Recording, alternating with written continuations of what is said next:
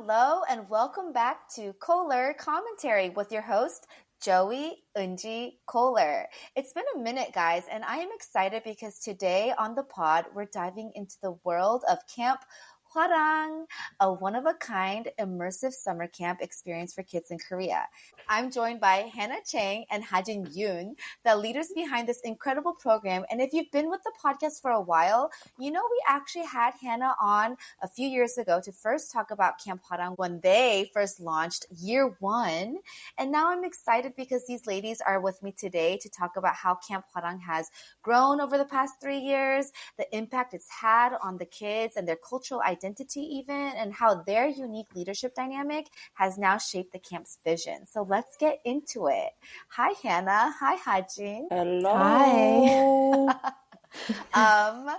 First, I guess for me, just to backtrack, Hanna, I know you because you're my bestie from high school days. And then, you were my bestie back then. But the royal blue blood does not run deep because then you moved to LA and that's how you met Hajin. And you guys have this partnership today. And so less about us and more so about like how you guys kind of met and even what your relationship looked like prior to this. And so that we can get kind of like a vibe set for you guys and your partnership because that's what's going to draw us in, guys. So who are you guys? How are y'all friends? How are we friends? That's a good question. I'll start because I have a very distinct memory. We did meet in LA in a small group at our home church, but that was kind of like in a group setting always. She was this like really young girl, maybe still was going to USC or just graduated USC, so like super young. But my distinct memory of Hajin, and I think this is when our friendship really deepened and flourished, was when she came up to the Bay Area for grad school. And when she came, I don't think she knew anyone except us. And, it's not like we had a lot of friends or I had a lot of friends. So we pretty much saw her a lot. I drove over to Stanford to pick her up, drop her off, like church, small group, dinners, everything. So those drives up to SF together were really those times when we kind of had those deep talks. And this was before she got married and I had just gotten married. So telling her like not to get married, like push it off. Y'all got married real fast. So yeah. I know. I was like, wait, you're too young. Just wait. And then, after her program ended, or when it was nearing the end, she was hoping to go back to SoCal, and I was like, don't go, don't leave me. But obviously she still got married early and she did go back to LA, so didn't listen, which was good at the end of it all. But it's been a journey, I guess, all through. Okay, you name dropped a couple things like USC, Stanford. Okay, like what are you doing over there, Hajin? What's your background? Doing? What's your study? Yeah, what was like your passion that brought you to the Bay Area for Hanna? Yeah, for Hanna, I went. After graduating college, I took a little break and then I decided to go back to school to pursue teaching and get my master's of ed. And it was either UCLA or Stanford, both amazing programs, but I really felt like Stanford would be an amazing program for the future, like an open door for if we were to travel overseas. Just so many opportunities that are open just because of, I don't know, I guess the value of that name in some sense. It's an expensive school. It is an expensive school, yep. But the Bay Area was honestly very difficult. So Hanna and Jacob really made everything better. They were like my mom and dad, truly. My 2 years older than me, but my mom and my dad. Okay, I was like, how old are you? Because it sounds like they're like ancient at this time. Well, no. Jacob is kind of ancient, yes. But okay. So 2 years. What about each other kind of made you guys connect in a deeper level? Was it more so the loneliness of the Bay, or was it like your actual personality? Okay, I know I said, Hajin, you can talk more, but I like talking. Go for it. You do it. I think it's two things. One, personality, like very, I think, straightforward. And, Hajin's experience growing up and sort of my experience growing up, I think we understood a little bit of like the trauma that each other carried, or maybe like what pushes each other's buttons. So having that kind of safe space immediately, I think, was really, really the foundation. But more importantly than that was, I think I know we've had like talks about like how to practice our faith daily, or choosing jobs or choosing schools that aligns with our faith journey. So that's like kind of definitely the point of like always coming back, in our relationship is, it's not about loving myself or, what's best for me or what's best for my family. Those are always important, but it always came back to, what does God want from this situation or from me? So I think, even though Hajin, mentioned earlier, like she's 2 years younger, she's so full of wisdom. Like neither of us are like funny, like fun to be around. We're like kind of serious. We're always like talking about like, these kind of things. And so I know it can be boring, but I would say that kind of respect that I had for her, even at such a young age, was, I think, kind of the cornerstone of all of it. Yeah. Would you agree? Yeah, no. The first thing I was going to say is we definitely connected on being old souls.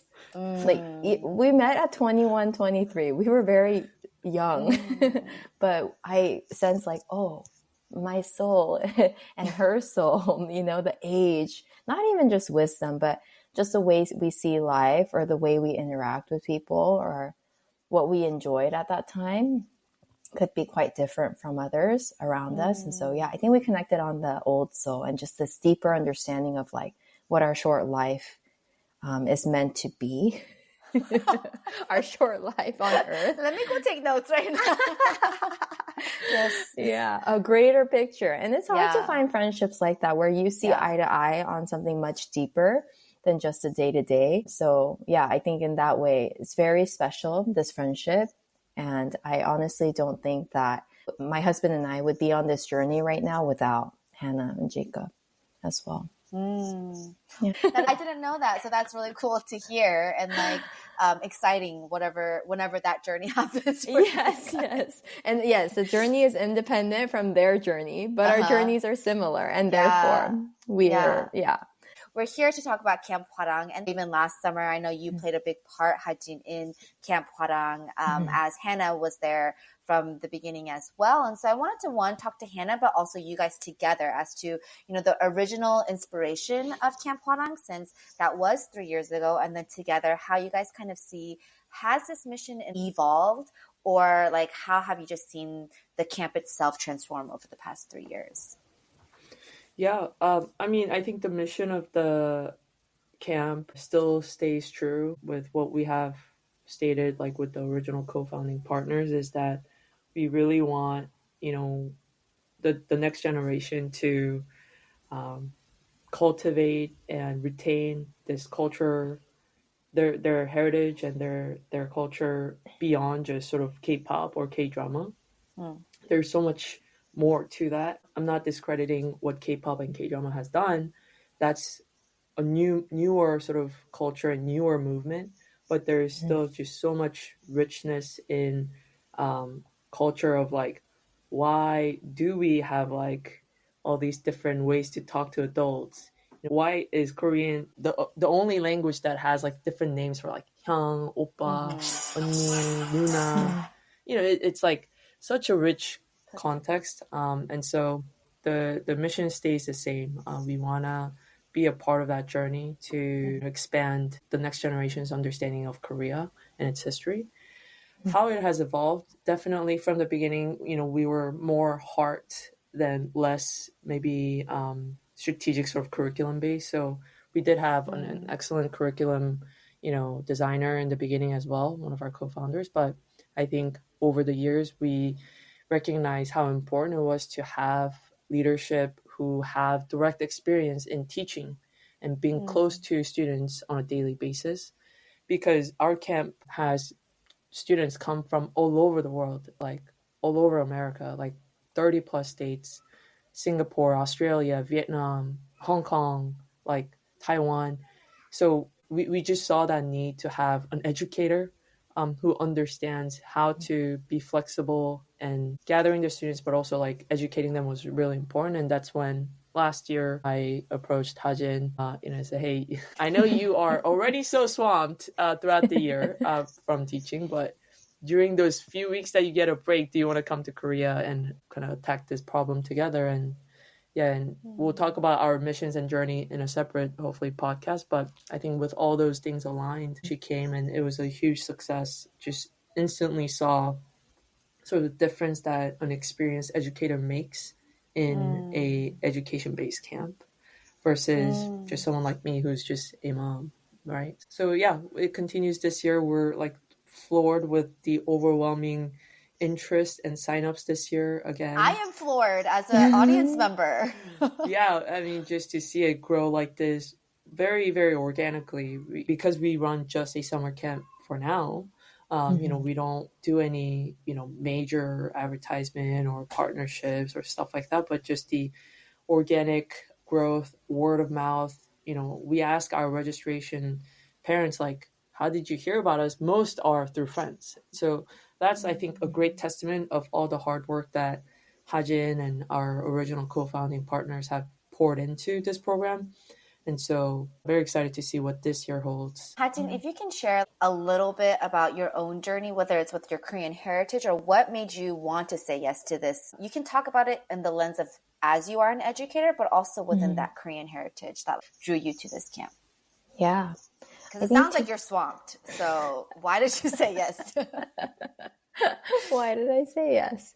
Well, first off, I thought that the idea of this camp was so good. In personal experience, I remember going to Korea for the first time in middle school, and I spent about 2.5 months just following my mom around Korea. And it was not a fun experience and not the kind of way that I wanted to learn about where I came from or where my family came from.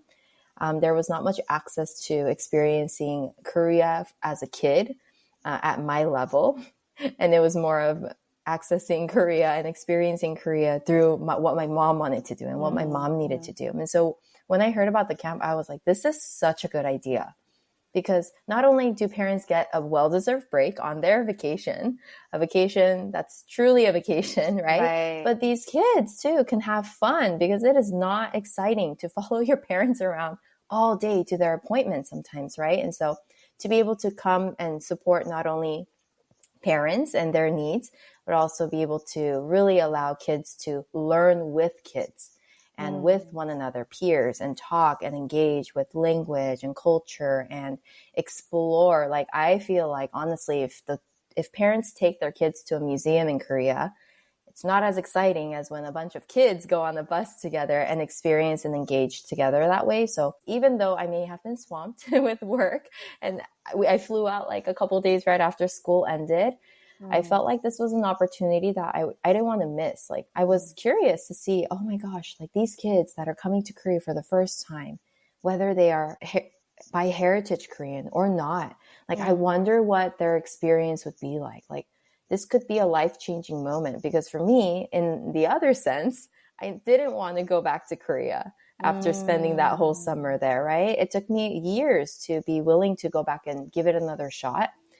And especially when I became an adult and I was able to choose what I wanted to do, where I wanted to visit, and what I wanted to learn, it was a much more positive experience. So for kids to get that at age 5, 6, 7, be able to hear and engage and learn things at their level, I think it's just an open door to feeling affirmed and feeling seen in who they are, especially when they may not feel seen as much in a population where they may not be the majority. That's like a really good perspective to hear, right? Of what your experience was. And then you can see those things being changed. And like, you can be a part of that cycle breaking, in a sense, of this one experience of that summer. And so I'm curious, like, for this past summer, as you guys do hope to create that like peer-to-peer experience on their level, which is so crazy that there is access to that now, right? Versus just following our parents. So then, like, what do you guys hope campers do take away from this experience so that something stays with them beyond, whether they go back to America or whatever country it is that they came from? What is that hope for you guys in that sense?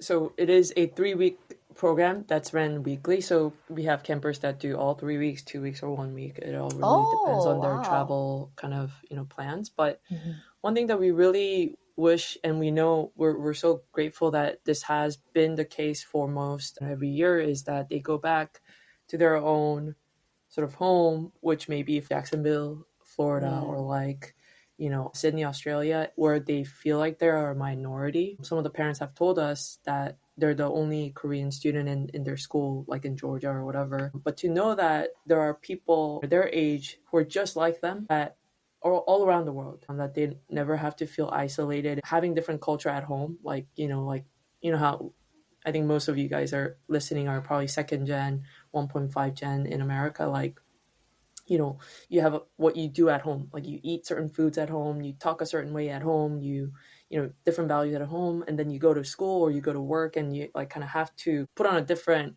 sort of, costume on to say, oh, now I'm like on the America side, like I'm an American outside. But for these kids to know that it's not just home, but like this exists, this culture that was exhibited in your home, it's a bigger thing, it's a bigger scale. There's a lot of people around the world who are going through what you're going through, and exhibit that same culture as you. So kind of that sense of like belonging that hopefully retains over the years. And most of our students are in elementary, that they retain it. And as they become older and become an adult, they will independently choose to love Korea, return back to Korea, and appreciate the culture versus, oh yeah, that was like my parents' culture. I'm not part of that anymore. Yeah. So powerful. Yeah. Did you want to add anything, Hajin?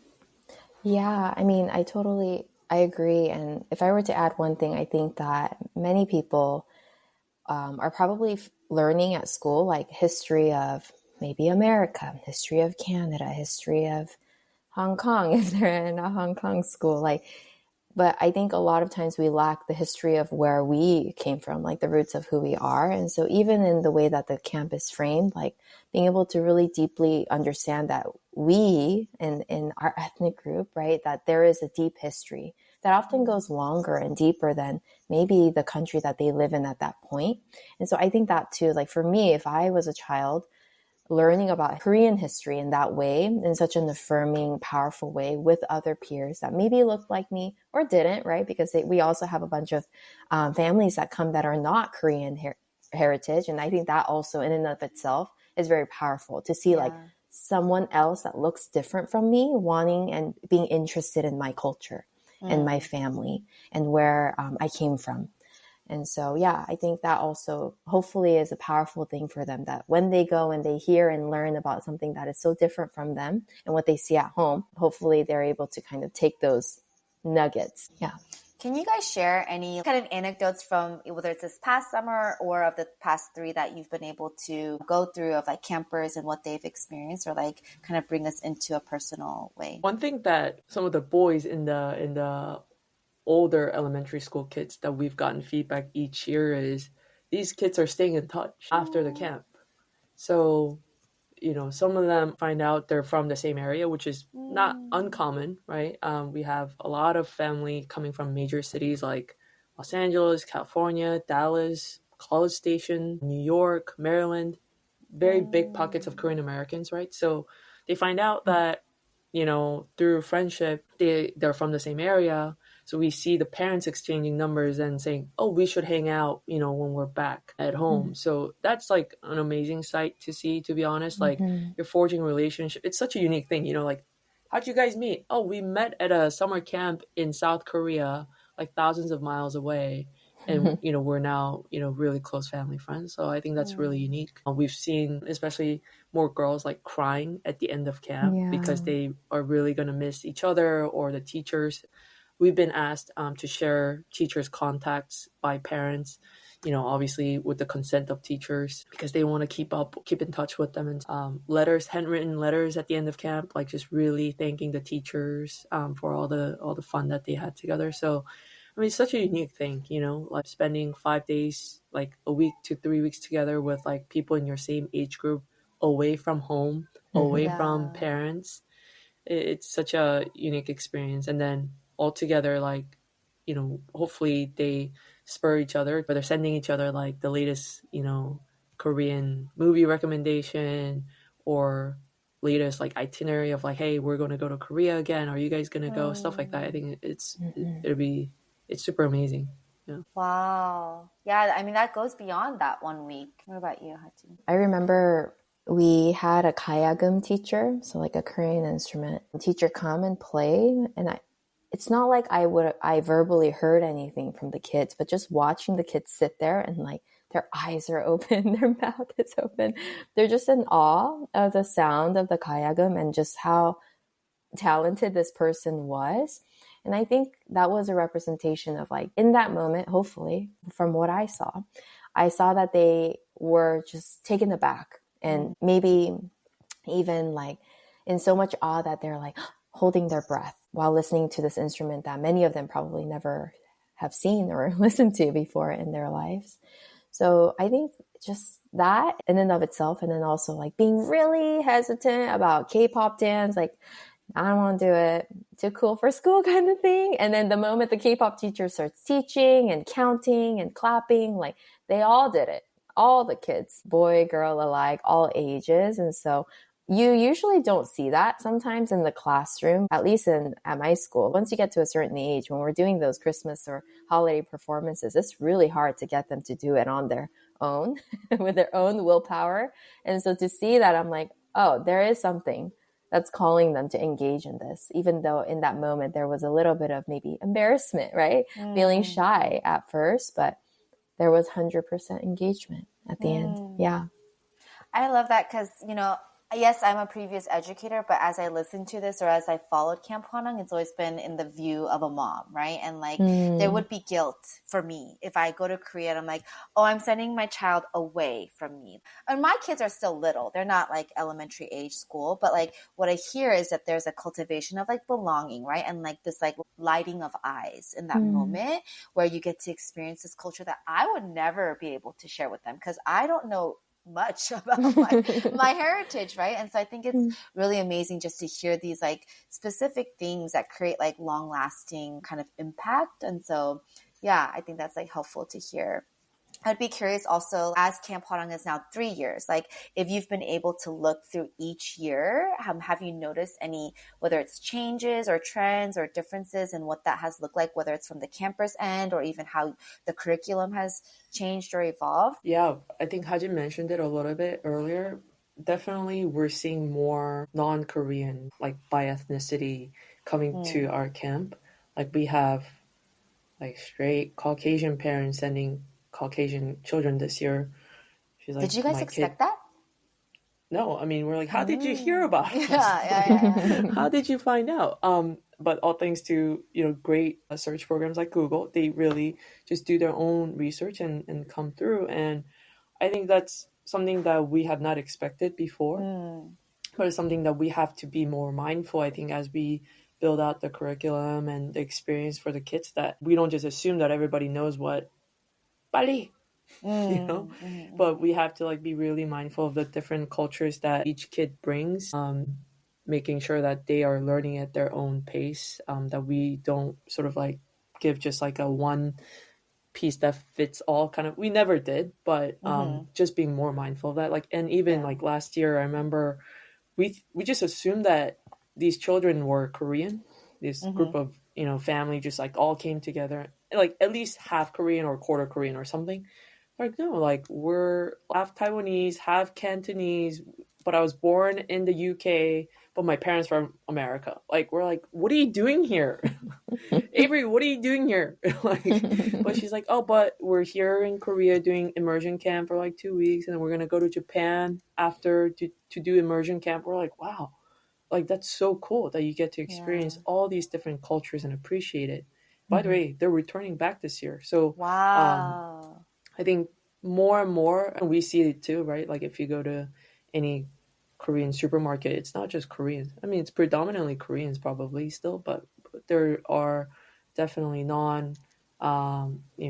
Korean ethnicity folks like kind of coming in. So I think it's super cool, to be honest, that we can be a gateway for that, and hopefully they have a good experience and appreciate Korean culture more after the camp. Yeah, changes. Well, I was not there the first year, so I can only speak to our second time. But yeah, I mean, we want to keep a good balance of we're actually learning stuff. We're learning the language.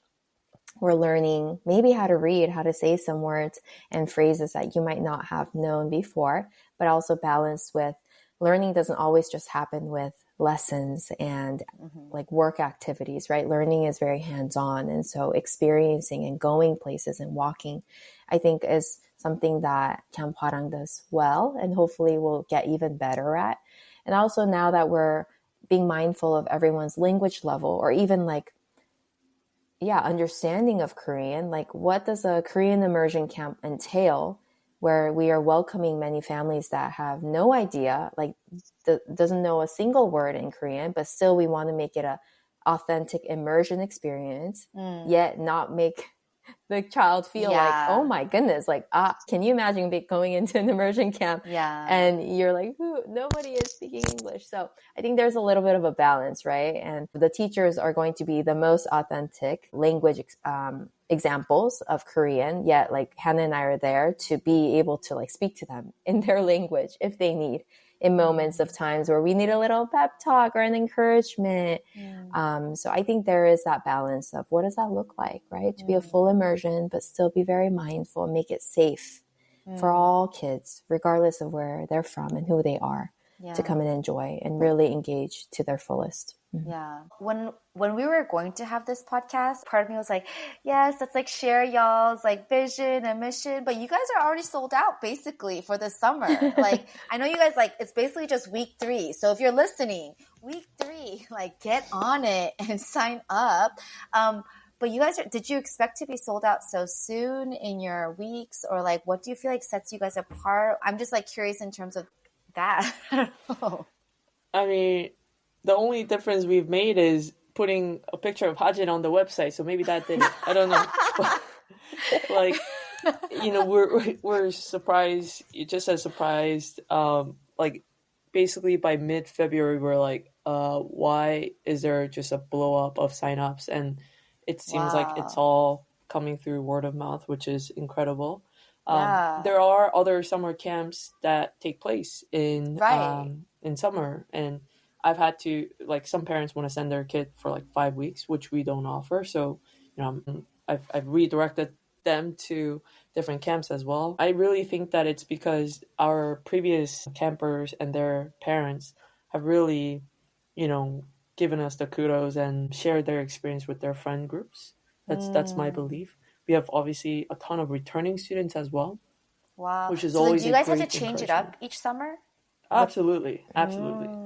Sometimes like it's nice to have the same lesson plans. You don't have to like But wow, you guys are staying up with it. Okay. Yeah, I mean, we it's have a to lot of work recreate for each week. Yeah, it's a lot of work for Hajin, and it's a lot. And kind of talking about the language part too, everyone comes with different level of Korean.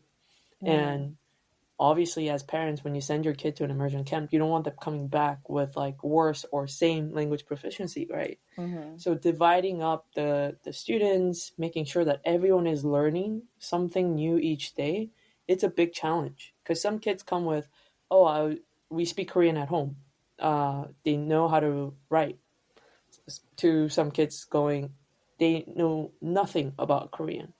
But building out the curriculum in a way and working with the teachers in a way where everyone is learning something new, it's a challenge. But that's why Hajin's here. Even as a teacher, there's like the curriculum sense, it's like I kind of thought, oh, like you got, I mean, I'm sure you have a basic structure, but that has to change and adjust with each year and the trends of Korea as well. And like you said, each camper has a different level. And so I'm also curious, like, what are some of those ways that you're balancing even that?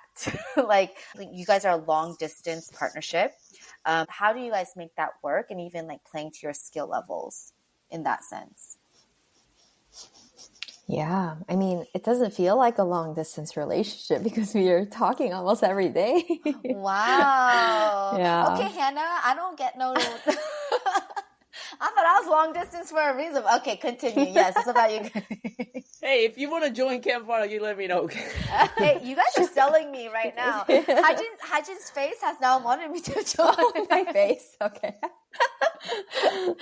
Okay, sorry, continue. Yeah, I don't know. I mean, I feel like honestly it works really well because it doesn't feel like it's long distance. Like Hannah is, I don't know how she's managing and juggling all this with her 3 children, but she's literally... One of them is an infant or like a newborn. Yeah. So. She's one call away, one text away. And hopefully I am as well as responsive as she needs me to be. But I think honestly, our friendship and our trust in each other and the comfort to just kind of reach out when needed probably helps a lot too. Because I can't imagine doing this with someone I'm not that comfortable with, a stranger, just a business partner, just calling, texting here and there to get things done in a timely manner. And so, yeah, in that way, I feel like we're just in constant conversation with each other. And so building things out and planning for this summer and maybe even start planning for the following summer, it doesn't really feel difficult. Like there aren't too many barriers in my opinion. I don't know. Maybe Hannah might say there are, but No, it's been good. I think that trust too, you know, like that's always like a big one when you work together with anyone, you know, even your spouse or whatever, like just trusting that they will do, you know, what they're supposed to do well in a timely way. Like being adults, right? Like not having to like constantly check in on each other. Like, did you do this? Did you do that?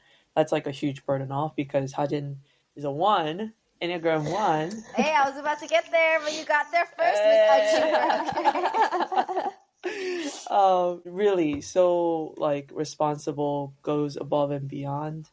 So that's like the biggest one, I think, trust. And then I think, like we talked about earlier, like that mutual mission for that greater story is what kind of keeps the working relationship as well, like very respectful and I think healthy too, is that we're not here really for a typical sort of like an organization's goals, but we do have like a greater mission.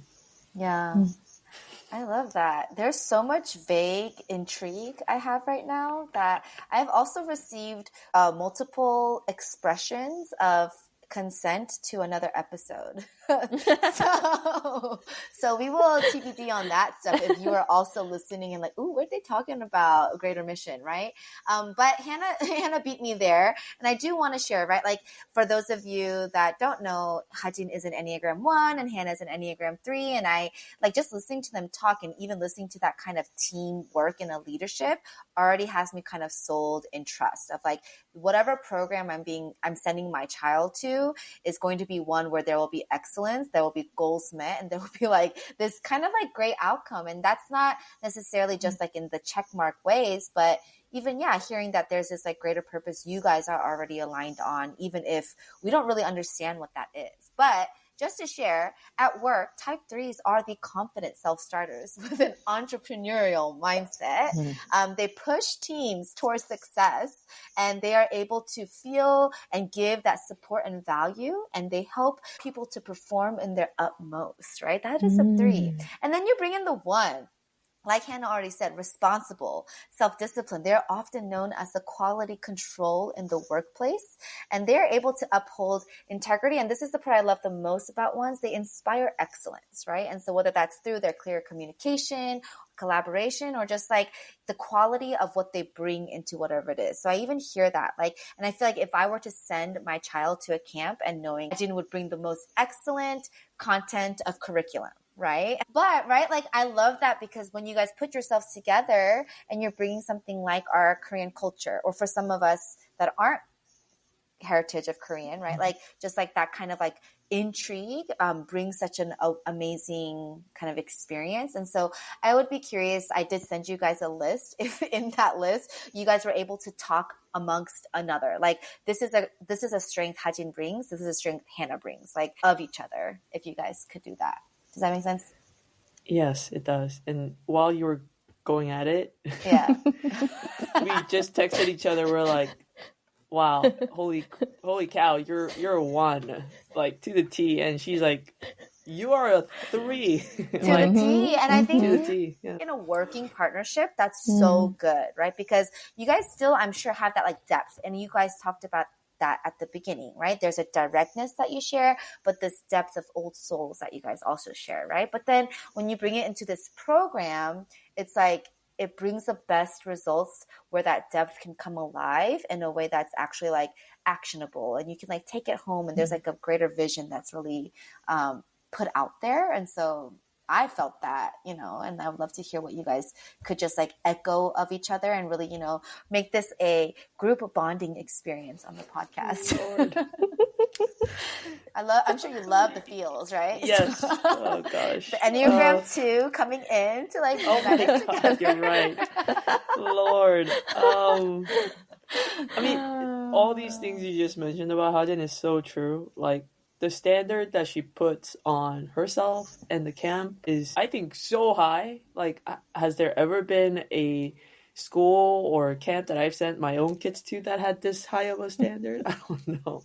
Like, there's no wiggle room, like, for things that are important. That's quality of teachers, how even, like, I think there was a sense of, like, do the teachers know what they're doing? Personally, for me, it'll be like, they got it. Like, I trust them. They'll do it well. Like, kind of like blind faith a little bit. But Hajin's like, no. Everyone's going to come 40 minutes before each day. We're going to make sure everyone's on the same page. And if you have any questions, we're going to address those before the kids get to camp. And so very, very honing in on the standard and the quality. Detail, obviously, like, it's just like another level. I would say this part that hits the hardest is the principle. There's no navigating the gray.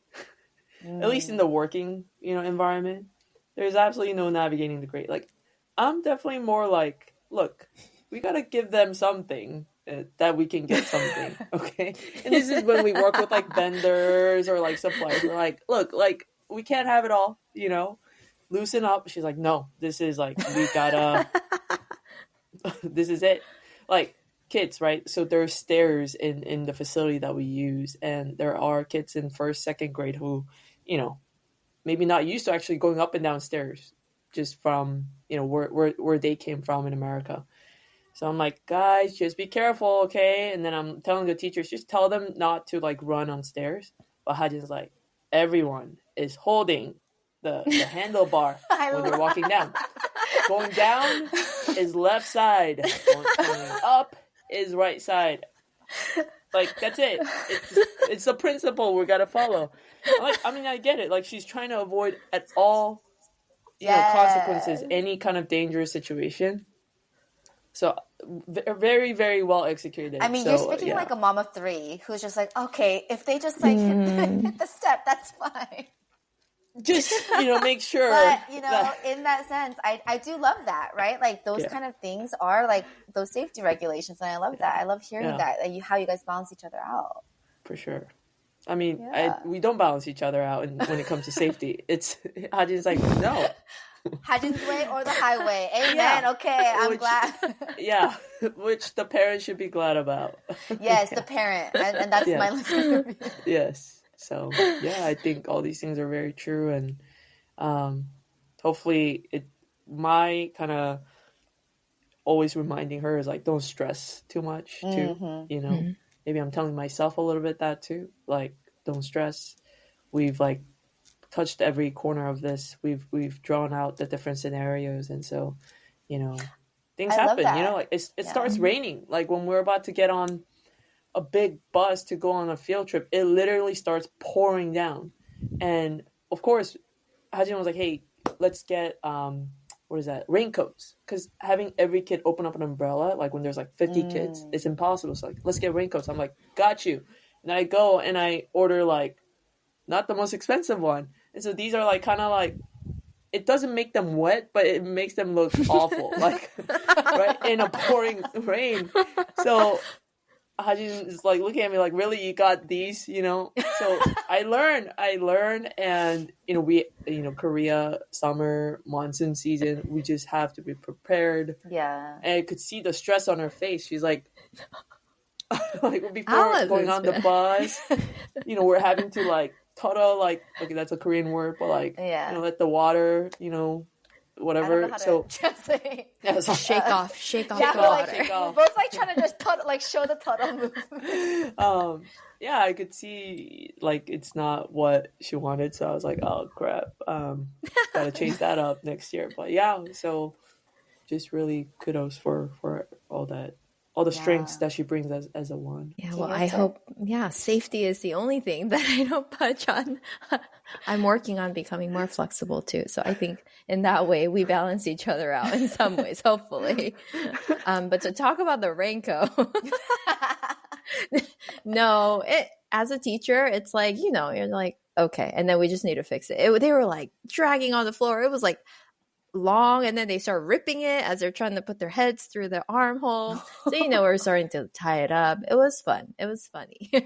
What a moment. Yeah. But we'll do better this time if it rains. Yeah, but to speak to Hanna as an Enneagram thing, it was funny because as a 1, I already wrote down my answers a little bit to prep. Yeah. Beforehand, and Hanna was like, what? What are you saying? I'm like, I'm going to send it to you right now. No, I was like, oh my gosh, I was going to send them stuff on the Enneagram because I'm sure Hajin might be like wanting the question. Just thinking, but yes. Yeah. So I did what I could because I'm really into Enneagram as well. And as I was writing it down before you had sent me the notes, it's so funny because I wrote things like vision caster. Like looks at the large picture, like gets the ball rolling all the time, like literally gets things done or gets things started. And I'm like, oh, that's you.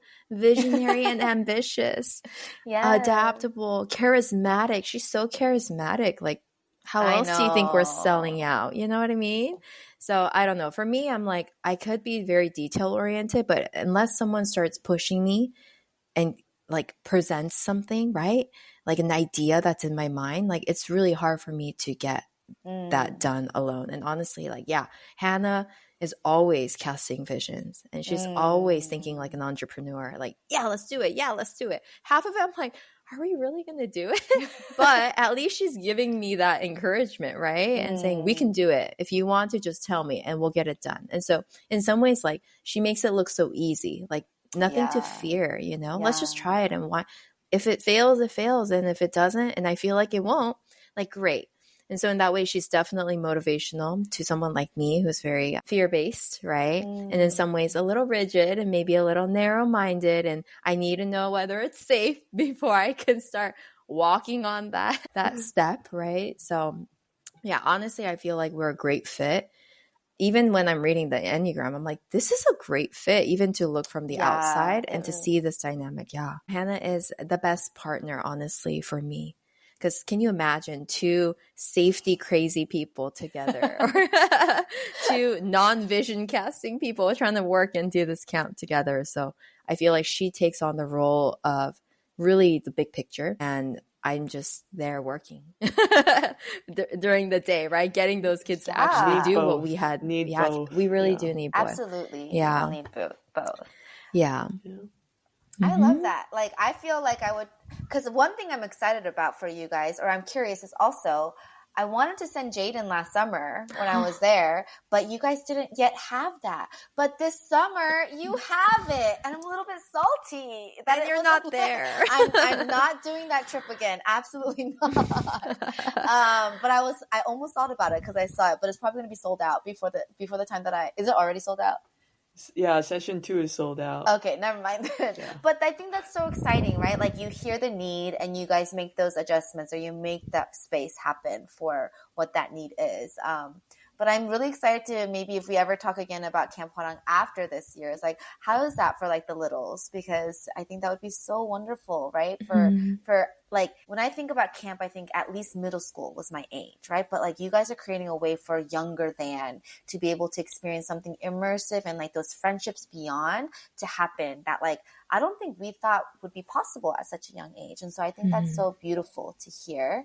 And I would like to ask, like, as like closing, one more thing is like, what would be any advice you guys have for friends that work together? I feel like, well, I think that to put our friendship first, like to know, like even before working and doing a business or whatever it is that you would like to do with your friend, like before any of that, right? The profit, the finance, the details of it, like understanding like we have a deeper relationship beyond this business, I think is very important to have that foundational understanding. And I know you, I hope I do, and you know me. And so to see that and to understand that means that when maybe we do disagree or when we don't see eye to eye or when you don't really feel like you're on the same page about something very business oriented, I think it could be easy to kind of backtrack back to, well, who are we? And who is this person to me? Honestly, for me, though, it's easy to say because we could disagree, but we don't really have problems. I'm gonna knock on wood here. Oh, Hannah's going like this, like, I feel like we have problems. Like, that's not what I thought. Okay, maybe it's just me. No, that's not what I meant. But yes, so I think to be rooted in that, hopefully, is one advice that I can think of off the bat. Mm-hmm. And it sounds like y'all have that trust really set and established, right? Yeah, yeah, I think so. I think having done maybe like 1 or 2 ventures with friends before, I think the most important criteria, and this is before launch and during sort of the active partnership, is that individually, and I think this is actually only for, not only, but mostly for female partnerships, okay? Individually, you have to be emotionally healthy because emotion runs crazy, right? Especially in women, especially me, postpartum, like all these stuff. And if you're like, if you're like a parent, you know, you're automatically like low sleep, and there's so many different competing things in your life, right? Family, work, everything, community, friends, and so being emotionally healthy is so important because you could have the best idea. You could be a great executor. You could be a great, you know, background with experience. But if you are like unhealthy 1, unhealthy 3, unhealthy anything, it starts to become, I think, more of a burden to each other than like spurring each other on. So I would say, whatever it is, right? Starting a camp, starting a new product, whatever it is, providing a new service.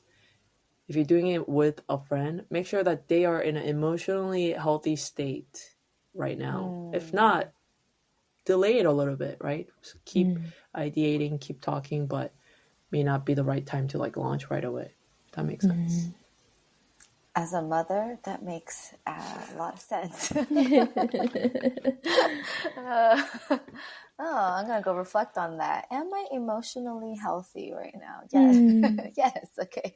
All right. And then any last plug for Camp Hwarang itself? Words or thoughts, or look how far we've come before we get to the fruit.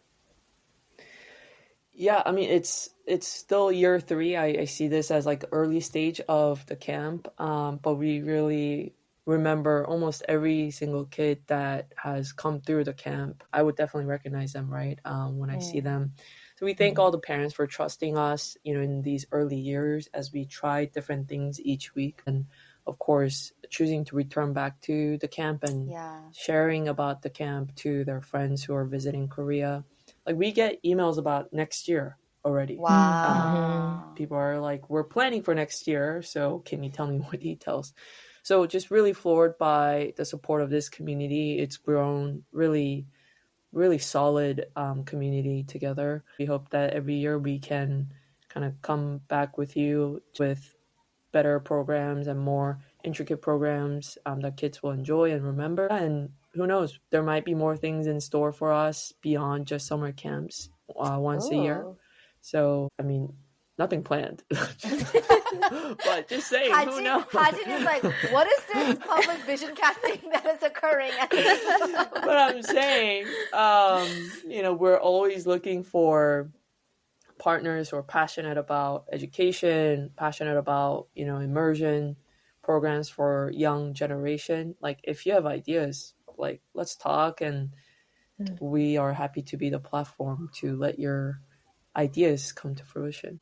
Someone had said it's like 3 years to where that church plant stage is over. Or when I was a teacher, they said like you have to teach for at least 3 years to really feel like you've even closely mastered whatever that topic you're teaching or like that craft of teaching. And so you guys are on 3rd year. You guys are masters of Camp Hwarang. So I'm like really excited for this year for you guys. So by the way, like, we do sometimes have non-Korean listeners and maybe haven't heard our first podcast episode about Camp Hwarang. So I should have asked you guys this at the beginning, but what does Hwarang even mean? Yeah, that's a very good question, and we get that question a lot. And I'm going to give a shout out to Christina, one of our co-founding partners, who came up with this name, and Hemin as well. So Hwarang, I believe, is a term that they use for like really elite warrior group. And they were young back in the Shilla dynasty who were just so good at like what they do. Typically, like the image I have is like archery. Like kind of, back in the day, those are skill sets that were really mastered and like looked upon. So it was just like an elite group of like young warriors who are like de facto in the country the best at archery, like horse riding, all these things. So it was a name coined so that we kind of through the camp, the students and the campers like become a elite warrior.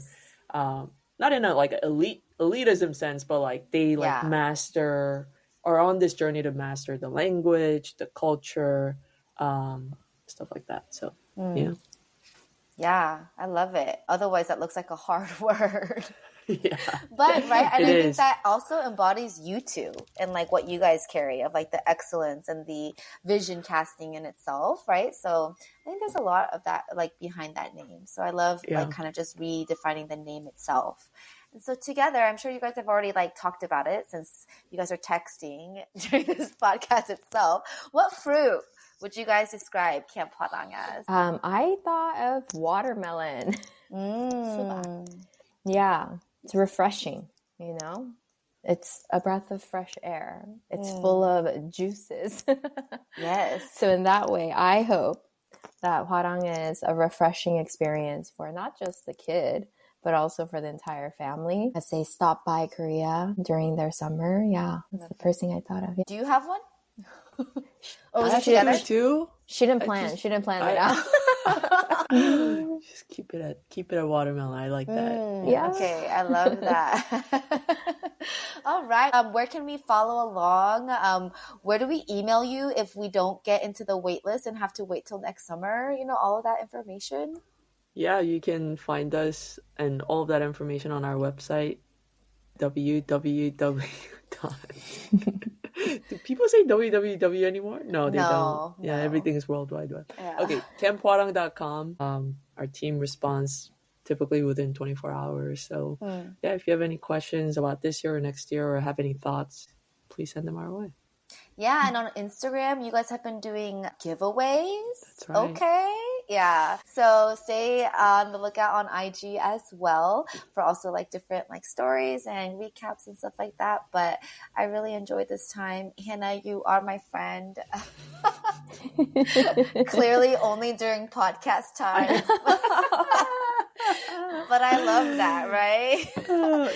But I think, it's also grateful to just kind of hear y'all's relationship and friendship because, Hajin, I've heard your name before and like curious also even of how you guys grew in that dynamic. And so to hear that is such a blessing and excited to have you guys back on. I hope you guys really enjoyed this as well. If you have any additional questions or things you would want to know about, I think it's so special that you guys are creating a camp where people like us could send our children and really get to have an experience that we maybe didn't get to have. And so love that you are bridging that gap.